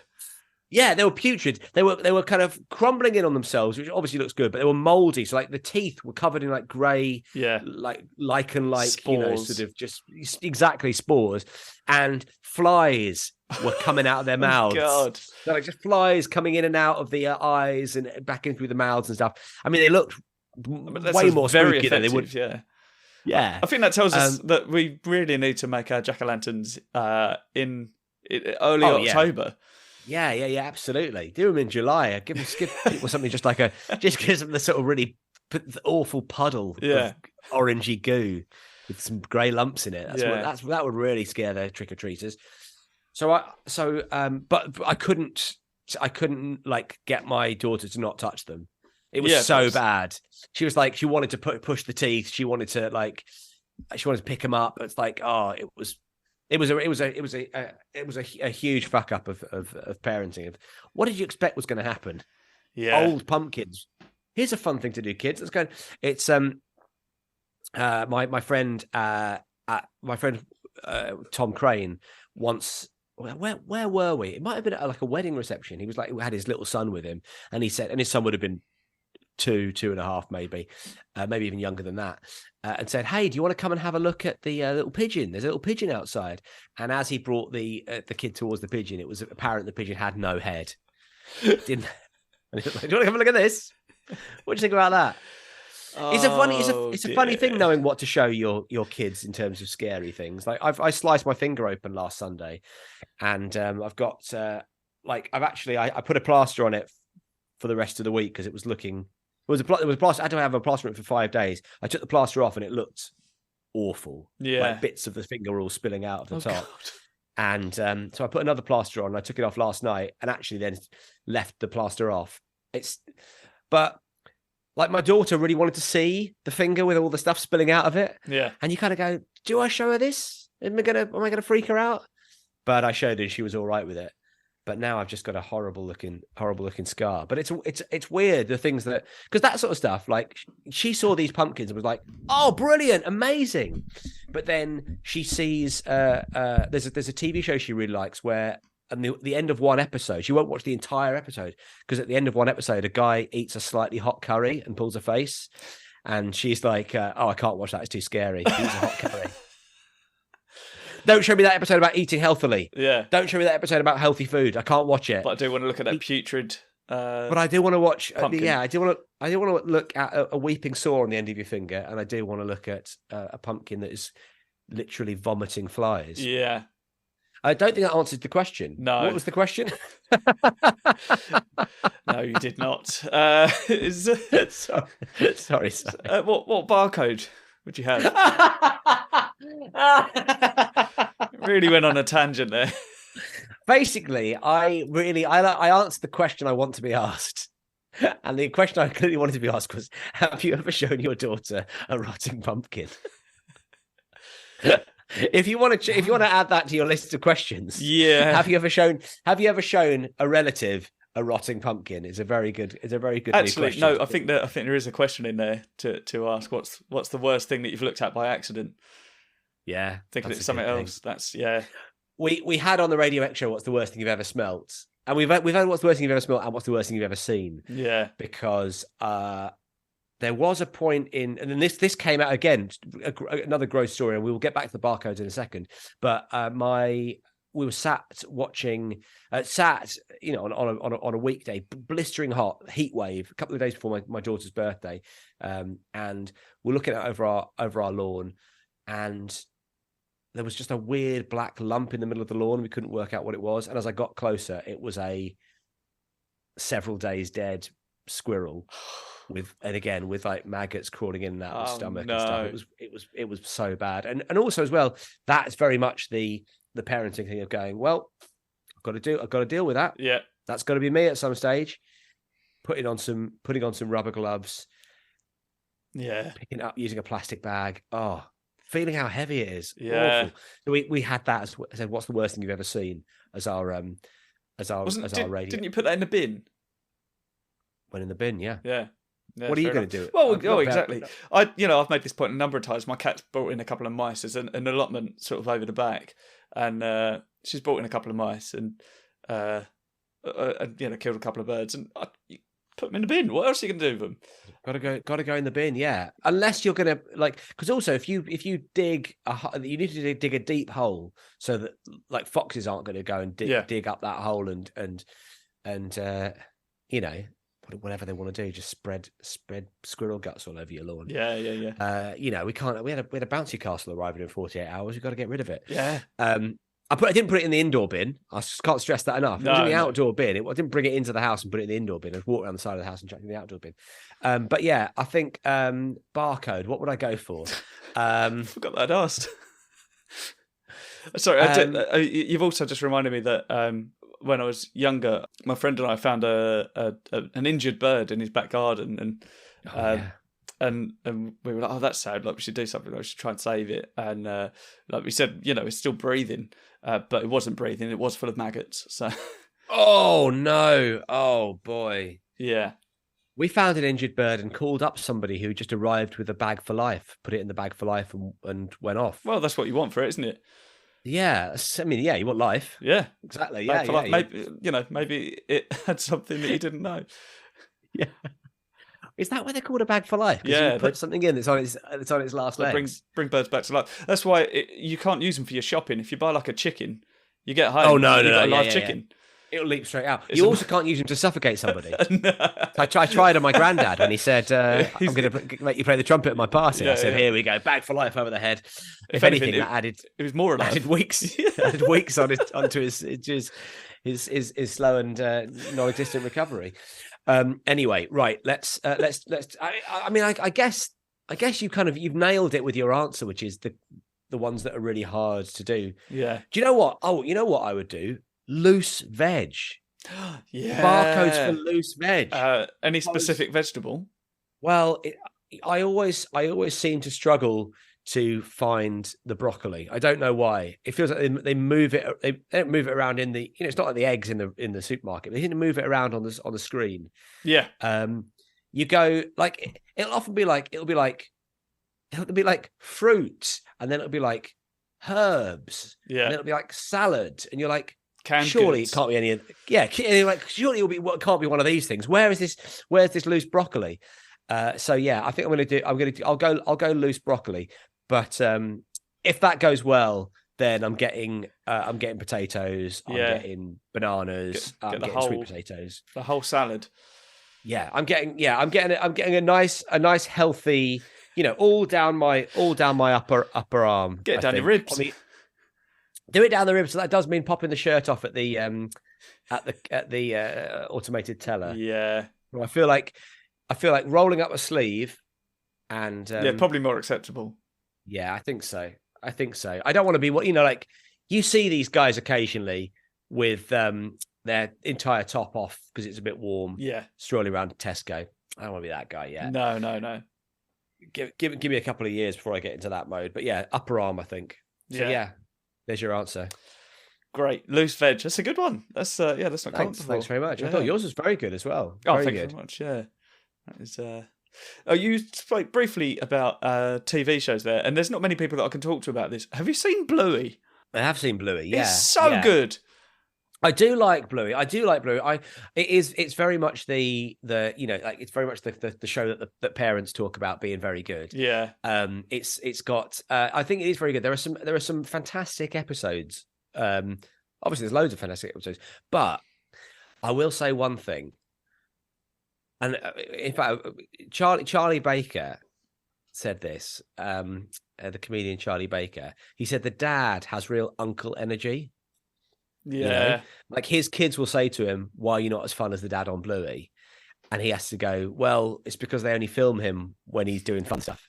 They don't film him when he's just checking his phone or knackered." And you know, like, and I think as well, maybe they've ironed this out a little bit, but it feels like when it first started, the dad was a bit like he was the fun one, and the mum was the one who tidied the house.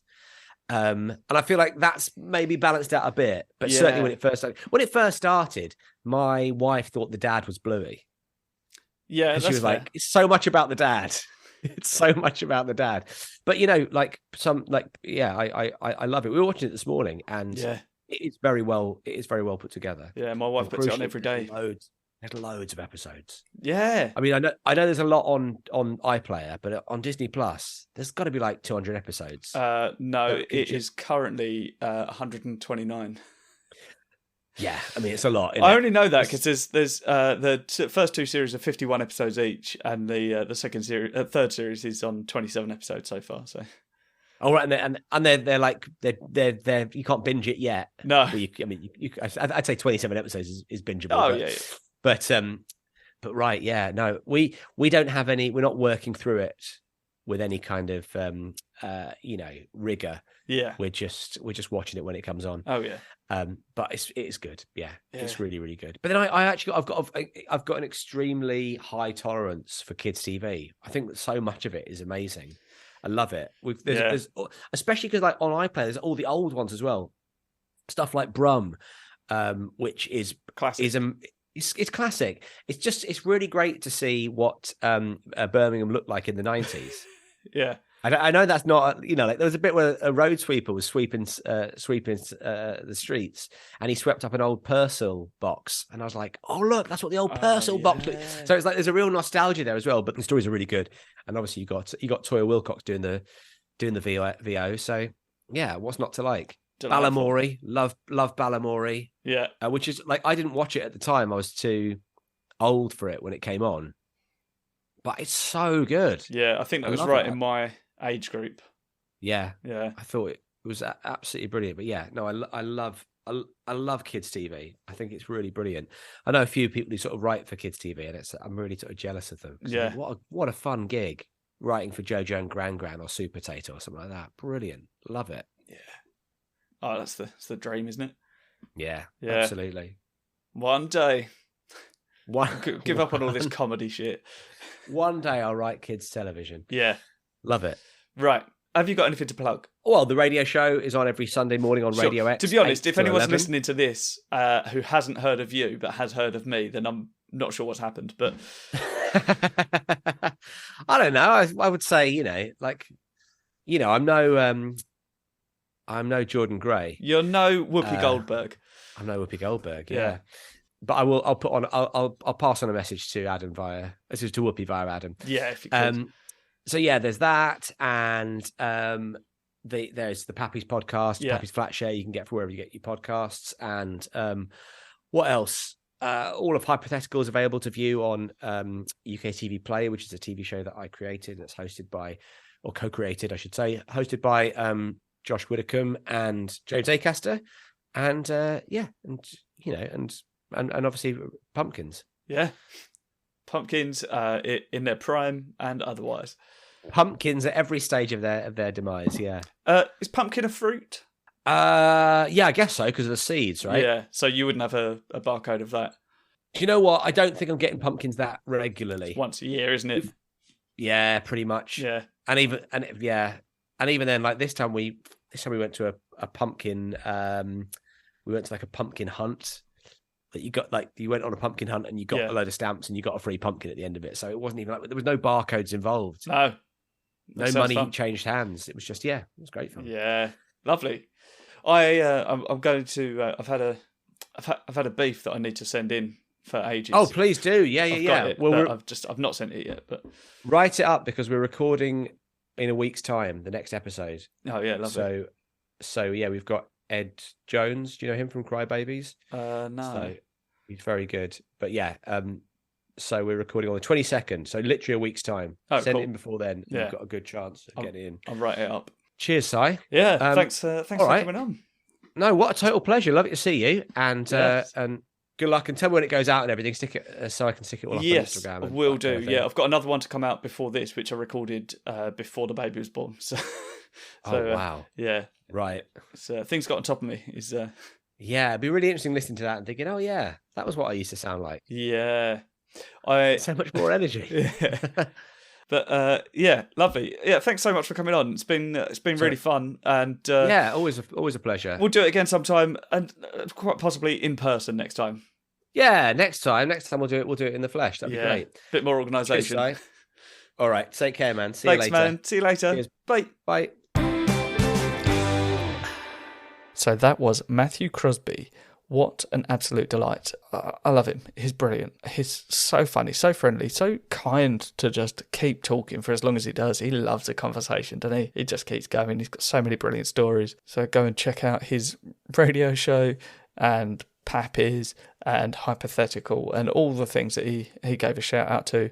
Go and check out tickets for